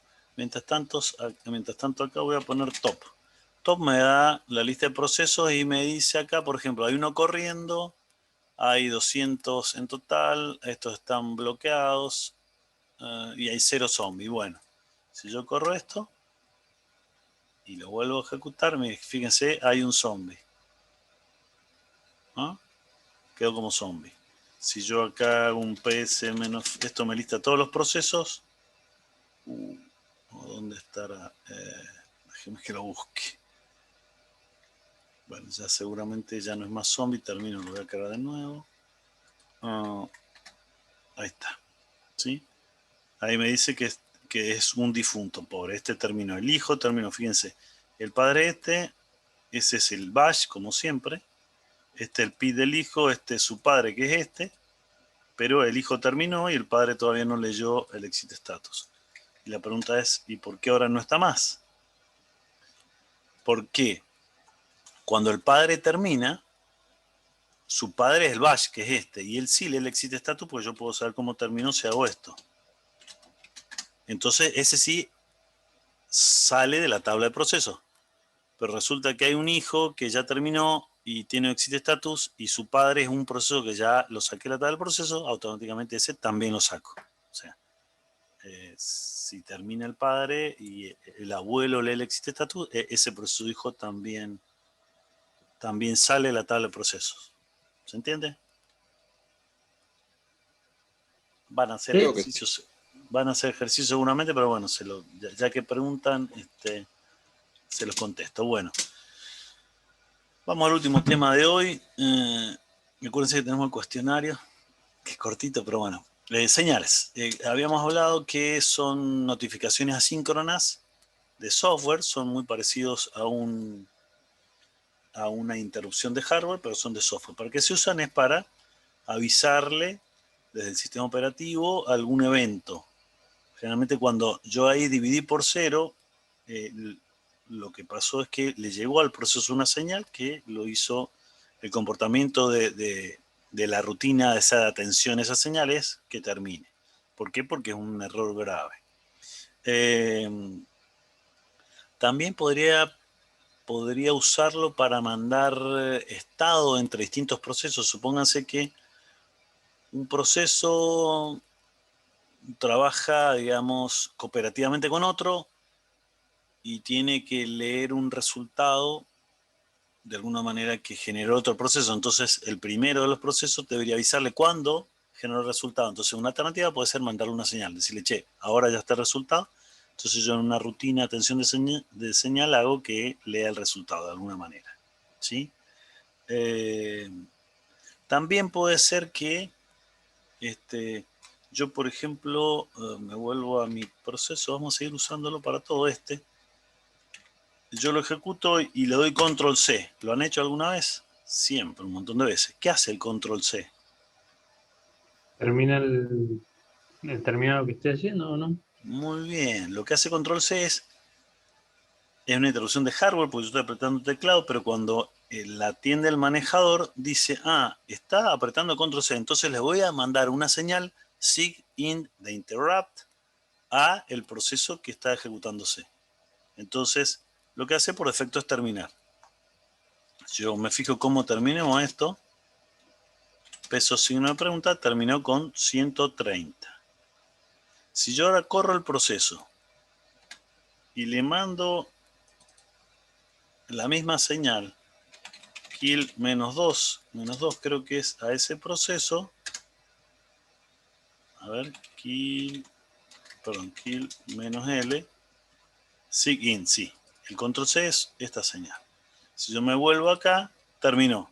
Y si yo pregunto de nuevo cómo terminó, fíjense que terminó con el mismo exit status. Significa que yo apreté un control C y lo que hizo fue terminar el proceso. O sea, lo que hizo fue, de alguna manera, esa combinación de teclas es decirle al kernel que le mande una señal de sig interrupt al proceso que estaba en primer plano, que tenía asociado ese teclado. ¿Se entiende? Sí. Ok.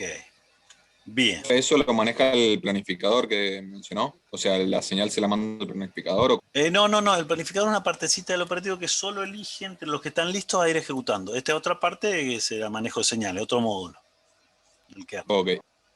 El planificador es una rutina, es más, debería ser lo más chiquita posible, porque esa rutina de elegir entre las tareas, estamos hablando que un quantum de tiempo que se le da a las tareas es del orden de los 200 milisegundos. Suponete que sea muy lenta esa rutina de planificador que demore otros 200 milisegundos, significaría que 200 milisegundos ejecuto una tarea, 200 la uso para ver cuál es la que sigue. Otros 200 ejecuto esa otra tarea, otros 200 lo ejecuto para ver cuál es la que sigue. Entonces estaría desaprovechando el 50% del procesador. No sé si se alcanza a entender.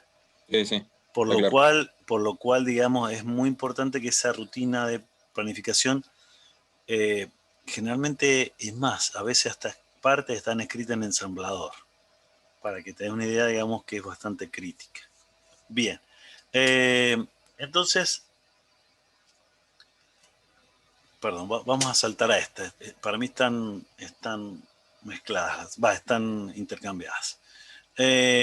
Cuando un proceso recibe una señal, podría ignorarla, podría dejar que se ejecute la acción por defecto relacionada con esa señal. Cada señal tiene una acción por defecto.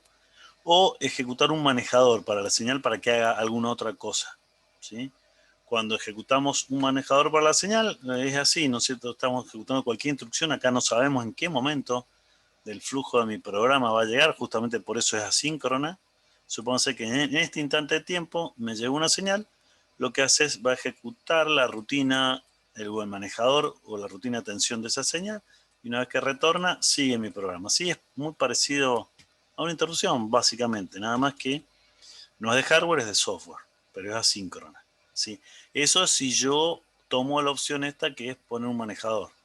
Si no, el manejador por defecto podría ser que si tengo archivos abiertos, cierro los archivos abiertos, fluyeo los buffers y termino, por ejemplo. Eso podría ser una acción por defecto.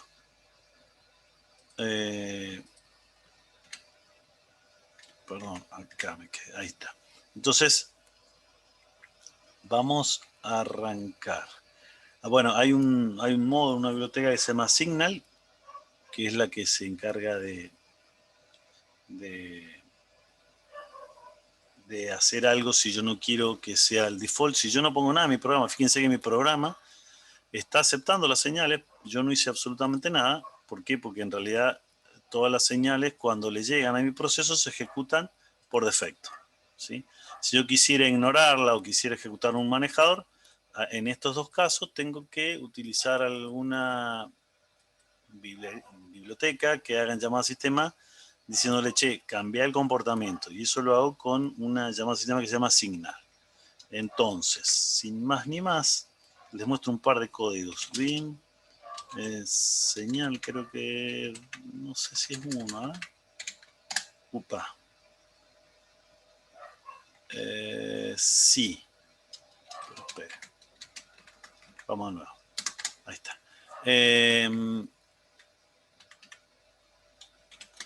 Ahí está. Lo que hace este programa básicamente no hace nada. Muestra un proceso y muestra su PID. ¿Para qué? Para poder mandarle de otro proceso la señal. Y dice, estoy trabajando en algo, pero bueno. Obviamente se queda acá bloqueado esperando entrada-salida. ¿De dónde? Del teclado. No importa. Mi programa no hace básicamente nada.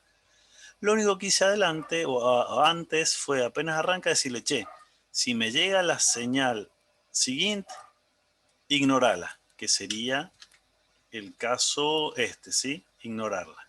¿Cómo lo hago? De esta manera, ¿sí? Si esto lo compilo, make señal 1, señal 1, ahora sí, y lo ejecuto. Es el proceso, fíjense, voy a mandarle la SIGINT, que sería la -2, lo voy a mandar desde otra terminal, voy a hacer un kill -2, el número de proceso, y le mandé, no sé, 7 veces la señal. ¿Y qué hace mi programa? Nada, se mata de risa. ¿Cómo lo termino? ¿Le doy control C? Control C. No, cualquier tecla. No, tampoco te va a dar bola. Tampoco me da bolas, miren, control C, jaja, se mata de Claro, risa. porque es la misma señal. Es la misma señal, ¿sí? ¿sí? Fíjense si yo le mando, no sé, ahora le mando esta, bueno, esto es otra cosa. Esa es la más violenta. Chao. Lo termina donde esté lo que esté haciendo, ¿sí? De esta manera yo pude ignorar la señal siguiente. Y la señal 9 es kill y también la voy a ignorar, ¿les parece? A ver qué onda. Va a tener que reiniciar todo. ¿Por qué? Bien, ahí claro, va. Y ahí como... Entonces lo del control C, nada, que es lo que hacía, el número de proceso. Y acá le doy kill -2, el número de proceso Y sí, se sigue matando de risa, le sigo dando control C y nada. Ahora voy a probar con la de kill, que es la 9. Y caramba, ¿qué pasó? Bien. Y esa no se puede obviar, digamos. Muy bien, exactamente. Exacto, hay dos señales que es stop, sig stop y sig kill que no se pueden ignorar.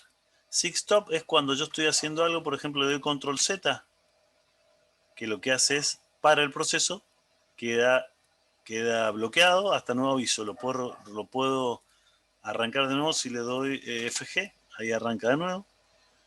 Pero si yo quise poner un manejador para control Z o para sig kill, no puedo. O sea, lo voy a poner, pero el programa se va a matar de risa. ¿Por qué? Porque yo tendría que tener alguna forma de que, tal cual, como dijiste, que sean un par de señales que sean no enmascarables. Supóngase que hay un proceso que está haciendo líos y en el mismo proceso a propósito se puso que ignore todas las señales. No tendría forma de que el proceso termine hasta que no haga el daño que quería hacer. No sé, borrar todo o utilizar toda la memoria. No sé, no tendría forma de matarlo. Pero bueno, ckill es ya. No es el proceso, se esperen que es ahora otro proceso. Es la misma receta, pero es otro proceso. Es este proceso.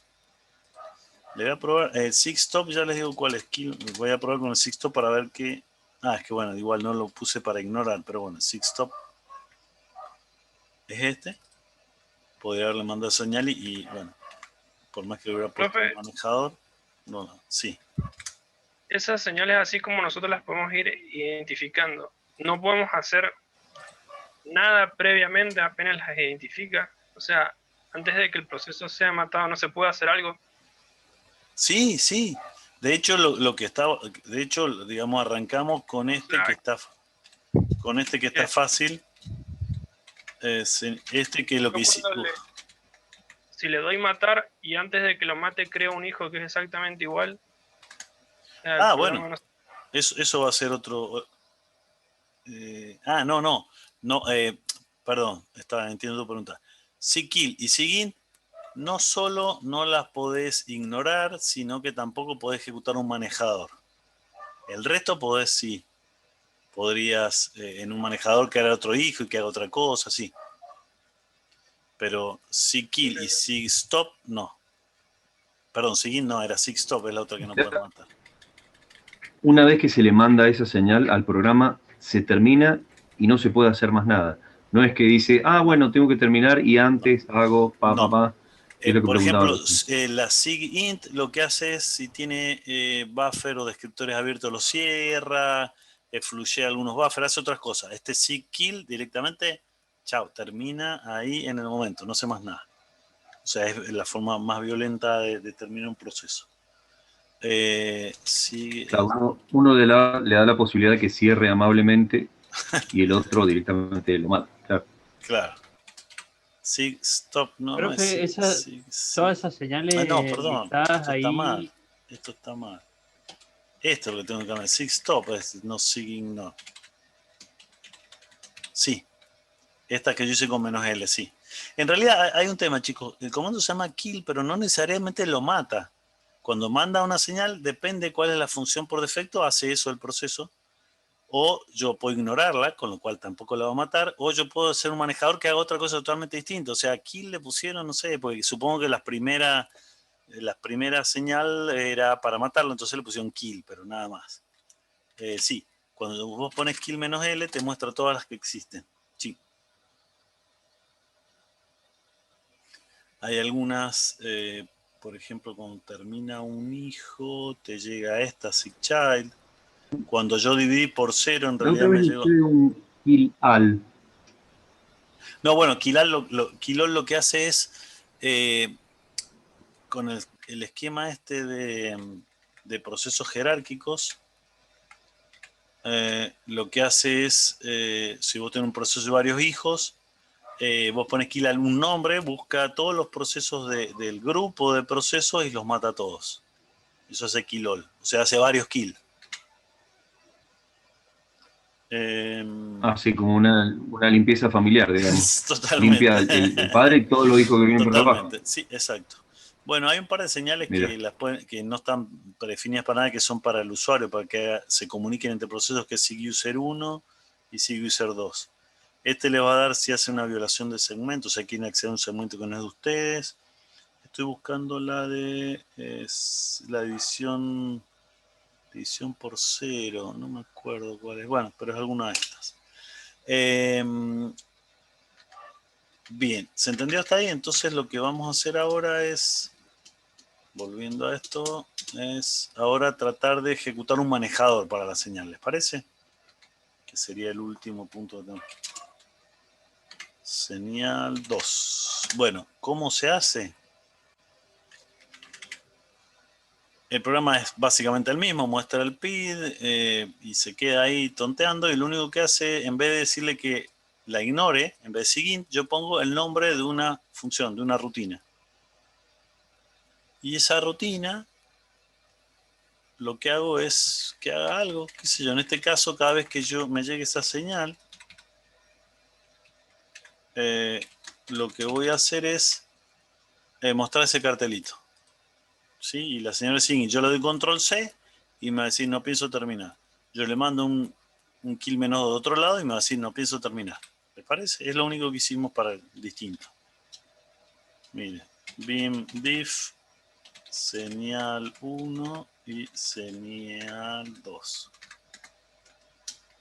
Dice que lo estoy editando, pero no importa. Edit. Fíjense que es casi el mismo código, nada más que tiene esto en azul, lo nuevo. Y acá en vez de Signor le puse el manejador y el resto es lo mismo. ¿Sí? Este tiene un tab y este tiene menos, pero nada más. Esos son el mismo código. Excepto por el manejador. Bueno, make señal 2. Señal 2. Ahí está. Si yo lo ejecuto, bien, este es el número de proceso, le voy a dar control C. Control C, control C. No piensa terminar. Bueno, y si le doy desde acá, desde la otra... que estaba acá, claro. Kill menos 2, este número de proceso, ¿qué pasará? Me dice, no pienso terminar. No, pero hay una leve diferencia y no sé si dieron cuenta. El teclado. Cuando yo hago el teclado me muestra el control C. Y se ejecuta la rutina. Cuando le manda la señal a otro lado, como yo no apreté control C, no me lo imprime en la pantalla, nada más. Pero sí es, se dan cuenta que es la misma señal, ¿sí? Profe. Sí. Usted dijo que control Z pausaba el proceso, ¿cierto? Control Z, ahí está. Y ahí no puede dar control C. Pero hago control C y en realidad el que quiero matar es el intérprete de comando. No se está ejecutando, claro. Claro. FG retorna. Lo manda a foreground, digamos, lo pone a ejecutar y de nuevo vuelve a conectar mi teclado y mi pantalla. Entonces cuando yo doy de nuevo control C es para ese proceso. ¿Vieron que habíamos hablado background y foreground? Bueno, lo que hace control Z es lo suspende y lo manda a background. Entonces la termina del teclado ya no los tiene asociados. ¿A quién le quedan asociados? Al proceso padre, que es el intérprete de comando, que es este. Cuando yo ejecuto FG, lo que hace es, de nuevo le conecta a las terminales, los extremos de entrada y de salida del proceso, teclado y pantalla, y lo pone a ejecutarse. Entonces sigue ejecutando y ahora los control C son para este proceso. ¿Y mientras está pausado se puede matar con alguno de los otros comandos? Sí. Mirá, ¿cuál es el número de proceso este? Sí. Sí. Por ejemplo, si le das con el -9, chao. Bueno, a ver qué le pasa, le mando un... Cuando está suspendido parece que no le da ni bolilla. Bueno, y a ver si le mando -9.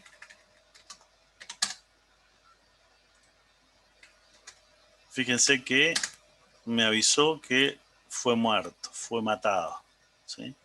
El proceso que estaba suspendido. Yo puedo tener varios suspendidos y te los muestra así. El 1, el 2, el 3. Pero ahí no sabe si lo mató el 2, la opción 2 o el 9. No, porque la opción 2 te acuerdas que no lo mataba. No, mira, bueno, lo mandamos de nuevo. Control Z y le mando a la opción kill -2. En realidad no lo mata esta porque yo justamente lo estoy manejando. ¿Dónde estoy? Acá. ¿Qué hice? ¿A dónde quedó esto? No, para. Está bien, lo estoy haciendo en la misma pantalla. Bueno, fíjate que no lo mató. Si yo hago FG, ahí sigue. Control Z, y si ahora yo le hago... Fíjate que al ponerlo en background y suspendido, vuelvo a usar el teclado y puedo, no tengo que irme a otra pantalla. Yo acá le doy un kill 10, un 9, por ejemplo, y ahí sí me dice, chao, fue boleta. ¿Sí? Claro, gracias. Ok, genial, Lucas. Bueno. Carlos, para el background se pueden mandar varios procesos. ¿Sí? Los va como apilando. Lo deja... Y después, ¿cómo lo recuperas? Ajá, eso. Mira, a ver, por ejemplo, algo interactivo. A ver, bueno, ese proceso lo podemos correr. Control Z, y yo acá lo puedo correr de nuevo. Es otro proceso, fíjate, es la misma receta, pero este es un proceso y este otro. Y yo lo puedo volver a... Fíjate que ahora me dice que es el 2. Yo ahora lo puedo correr de nuevo, claro, y lo duermo y ahora son 3. Si yo pongo jobs, me dice todos los que están en background. Y si yo pongo FG y le digo cuál, por ejemplo, ahí voy a recuperar el 3 o el 2, suponete. Bueno, ¿y cómo sé que es el 2? Bueno, a ver, para. Este fue el 1, este fue el 2. Fíjate, le voy a mandar un kill menos 2 al 2. Y ahí está, sí, es el 2 porque, bueno, justo hice los mismos. Pero bueno, yo con eso pongo FG y el número que quiero. Y ese numerito está asociado con este número, ¿sí? Si recupero, ahora ¿cuántos quedan jobs? El 1, el 3. Si yo pongo FG2, no hay. FG3 podría recuperarlo, voy a recuperar el tercero.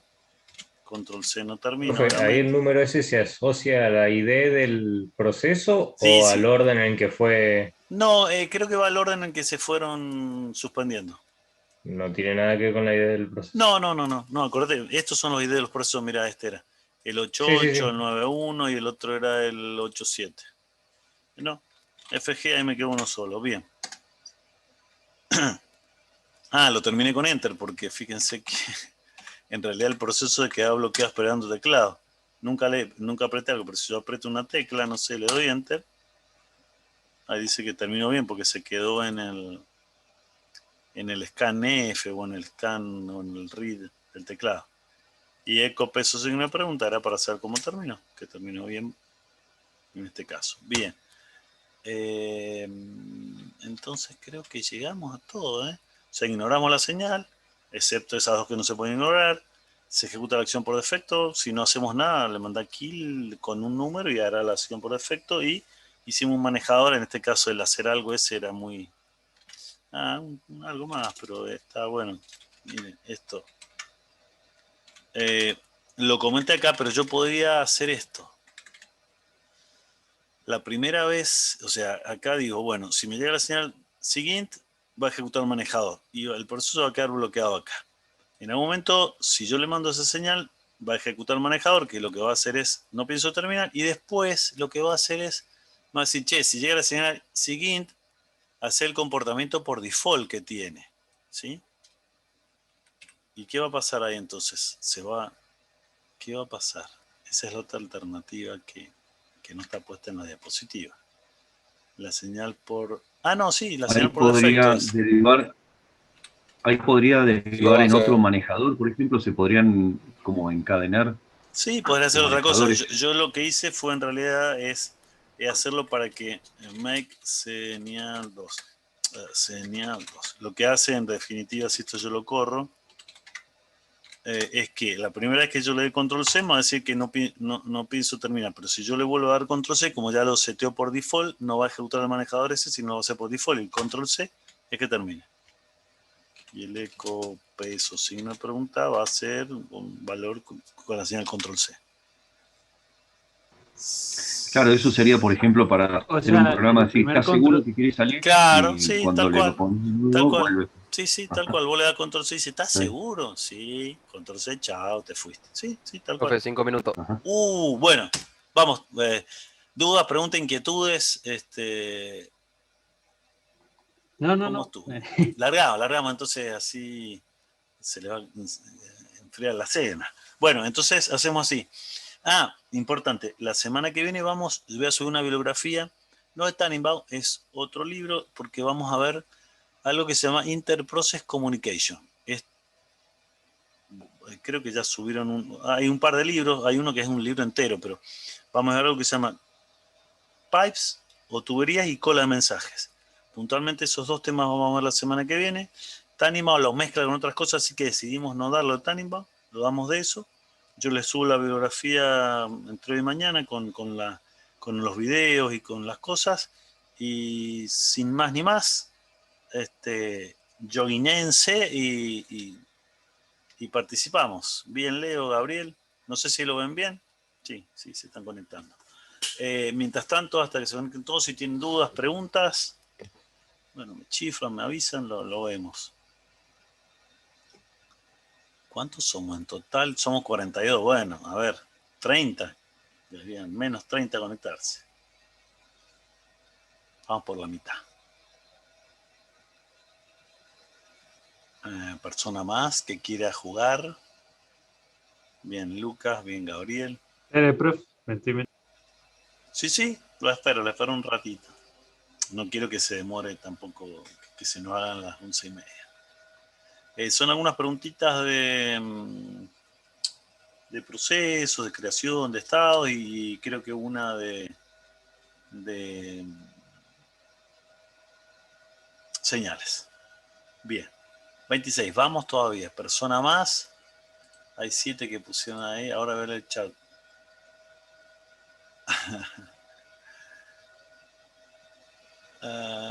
Bien. Bueno. ¿Arrancamos, les parece, chicos? Bueno, profe. Ok. Vamos. Dale. Listo. 2, 1, vamos. Menos mal que no dice vamos a darle. Dice vamos. Bien.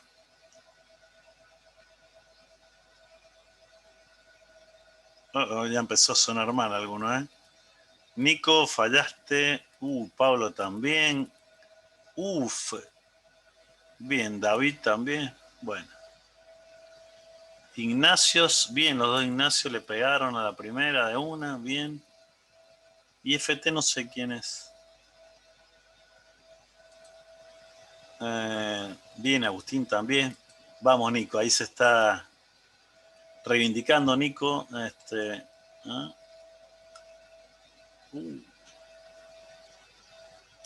Viene medio mal los porcentajes, bien.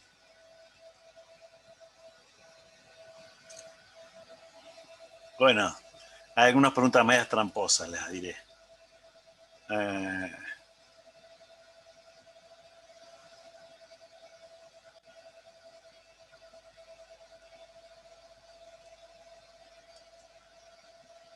Ahora a ver las preguntas.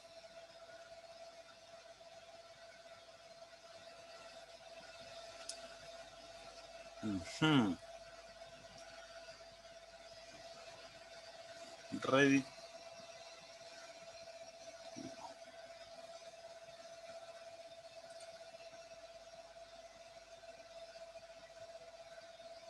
Bien.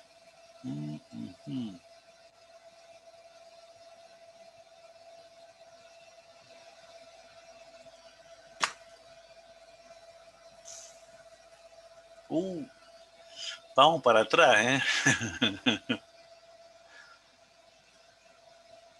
Bien.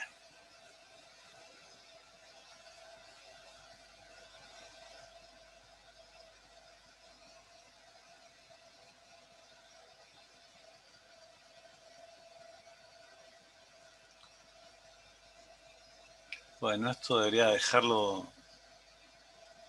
de grabar.